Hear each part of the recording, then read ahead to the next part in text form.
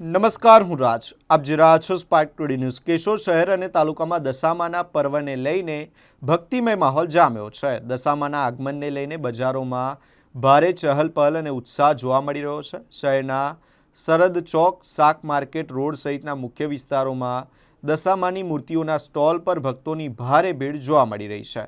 1 ફૂટથી લઈને 5 ફૂટ સુધીની માટી, પીઓપી અને ફાઇબરની આકર્ષક મૂર્તિઓ વેચાણ માટે ઉપલબ્ધ છે. ખાસ કરીને આ વર્ષે પર્યાવરણ પ્રત્યે જાગૃતિ વધારવા ઇકો ફ્રેન્ડલી માટીની મૂર્તિઓની માંગમાં નોંધપાત્ર વધારો થતો જોવા મળી રહ્યો છે. ભક્તો પોતાની પસંદગી મુજબની દશામાની મૂર્તિઓ ખરીદવા માટે મોટી સંખ્યામાં બજારમાં પહોંચી રહ્યા છે. દશામા પર્વને લઈને ઘરે ઘરે પૂજા, વાર્તા અને ગરબાની તૈયારીઓ પણ જોરશોરથી ચાલી રહી છે.